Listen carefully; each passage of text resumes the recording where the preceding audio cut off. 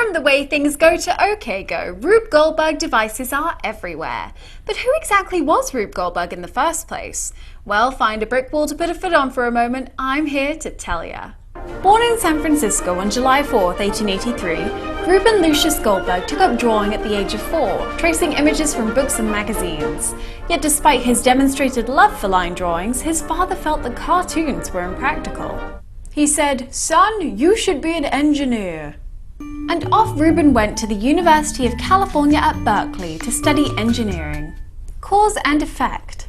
After graduation in 1904, he went to work for the city of San Francisco designing sewer systems for $100 a month. That would be equivalent to about $2,700 in today's pay, adjusting for the fat hand of inflation. But only 6 months into the job, feeling depressed and dissatisfied, he left to work for the San Francisco Chronicle to chase his dream of drawing cartoons for a mere $32 per month, $864 by today's standards. At first, Rube's cartoons went unappreciated by the Chronicle, often turning up in the editor's waste paper baskets. But after being assigned to draw athletes during sporting events, the Chronicle noticed that they sold more newspapers when they contained more pictures. So one thing leads to another, and the paper begins a color cartoon section, finally providing the proper venue for Goldberg's work. Following in the footsteps of other San Francisco journalists who moved to New York to hit the big time, in 1907 Goldberg moved to New York City to draw for the New York Evening Mail and the New York Sun, leading to the national syndication of his works, like Boob McNutt, Mike and Ike They Look Alike, Foolish Questions and Sideshow.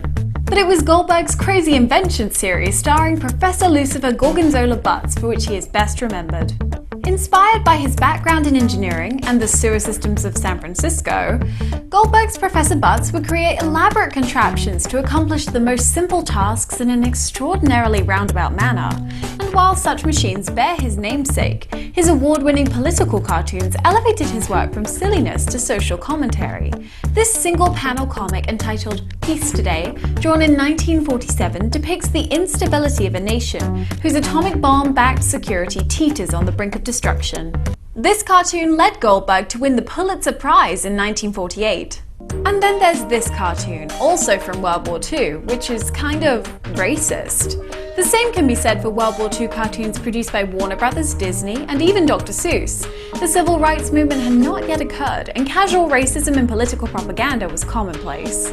Anyway, as a Jewish American doing political satire during World War II, Rube received a lot of hate mail and numerous death threats himself. Fearful that his sons Thomas and George could be in danger, he insisted that they change their last names. Perhaps inspired by their father's sense of humor, Goldberg's eldest son became Thomas George and the younger George George. To date, each year since its inception in 1946, the National Cartoonist Society, co-founded by Rube Goldberg, presents the Reuben Award to one of the year's most outstanding cartoonists. Artists like Calvin and Hobbes, Bill Watterson, The Far Side's Gary Larson, and Doonesbury's Gary Trudeau, to name but a few. Today, when most people look at a self-operating napkin consisting of a parakeet, an alarm clock and a skyrocket, they immediately think of three-dimensional contraptions known as Rube Goldberg machines. I know I do.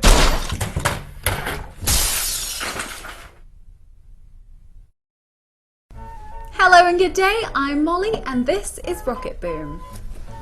Whoa! And this is Rocket Boom Daily. That's Know Your Meme, that's Rocket Boom Tech, and that's Rocket Boom NYC. We're breaking out into our own channels, so don't forget to subscribe to all your favorite shows to stay up to date with all things Rocket Boom.